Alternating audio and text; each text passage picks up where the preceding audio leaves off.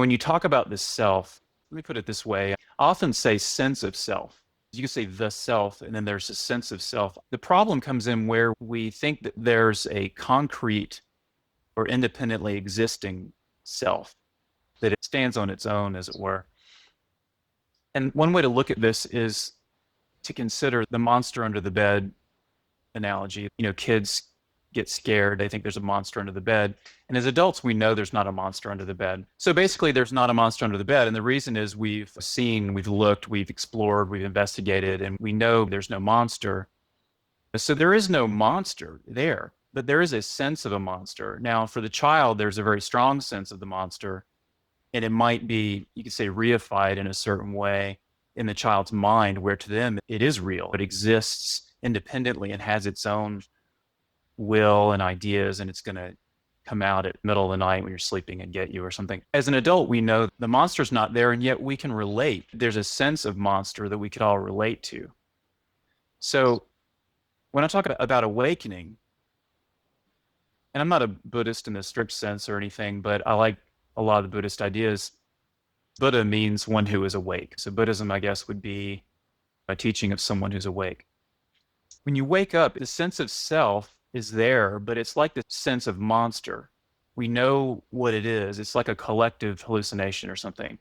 And it's clear that there's no such thing, but it's also clear there's a strong sense of that, and there's fear about it, and it's sort of universal and collective. And on the level of common experience, these things are very real.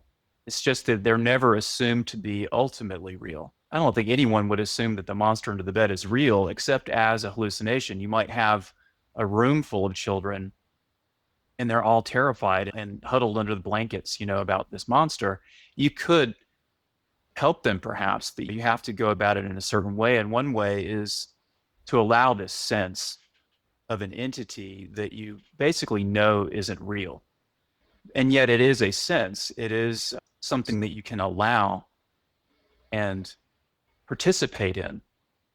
And it's not dishonest at all. Part of this work is, in a way, starting to become aware of the illusions that we create, these fear-based illusions, and they're rooted in a sense of self. It's just that it is a sense of self and it's not ultimately real. And then that's what we're trying to get to, is through meditation and other spiritual practices, to start to see through the self. Think about it as the monster under the bed. You're not seeing through the monster because there isn't one. You're seeing through your own mind, really, your own assumptions that certain things are true based on what the world has taught us, or our parents have taught us, or school, that certain things are true or real, and questioning those things profoundly and witnessing them. I talked last time a lot about non-judgmental awareness. That really is the basic practice, is to be aware of these mental formations. And really, they're just thoughts. That's the simple way to look at it. To become aware of our thinking and to refrain from judgment so that we can be really clear. Again, sort of like a surgeon or a rescue worker might be, where there's utter clarity and purpose. And the purpose is to help people or to rescue people from a fire or from a flood or from a tornado or whatever's going on. In this case, spiritually, what we're rescuing people from is self. But it's really an assumption of self.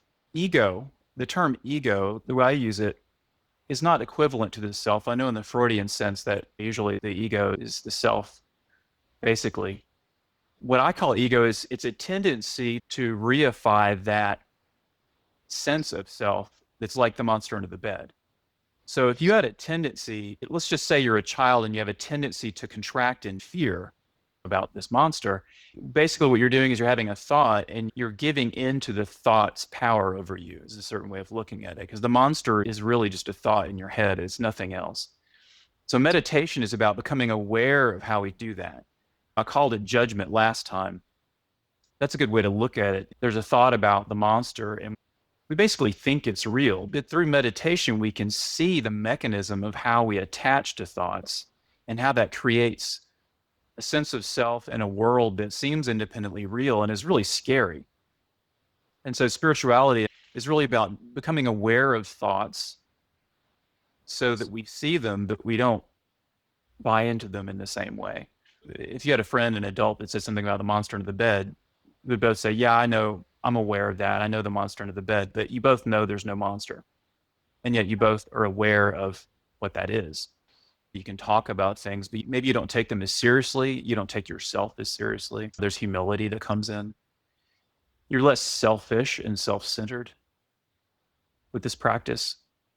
You're sort of letting go. You can imagine you have this stream of thoughts, and if you're caught up in it, you get like this. It's like you're looking at a script going by, flowing by, like, oh, people are scary, and all these things, and Armageddon's coming, whatever, these stream of thoughts in an unconscious mode would be where we're caught up in that. And that's what self is like, is we're in this little thought bubble.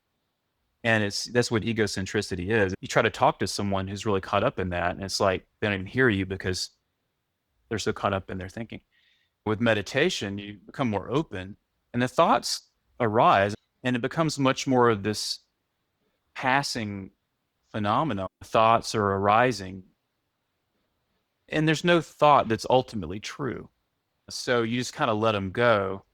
And then when that happens, it's kind of miraculous. You become more available for other people. You start to notice there are these other beings, and you're not just looking at them through this veil of thoughts anymore. What's the veil of thoughts? Racial identity, gender identity, so on and so forth, political orientation. You're not taking those as seriously either. And so you start to become aware of the dimension that I might call being. You start to notice that in others. And I would say that's what love is, really, is a recognition of oneness, that being, and I would use a capital B there, it's our essence. And that's what connects us, and that's what makes us one. So I would say love is the recognition of that oneness. And when that happens, that's where we start to get into compassion. There's selfishness, where we're sort of contracted and withdrawn from others and avoiding real intimacy and connection. And then there's a more open place where we can connect. And it's not something where you are totally other focused either, like codependency, where you're so wrapped up in other people's stuff that you're not there for yourself.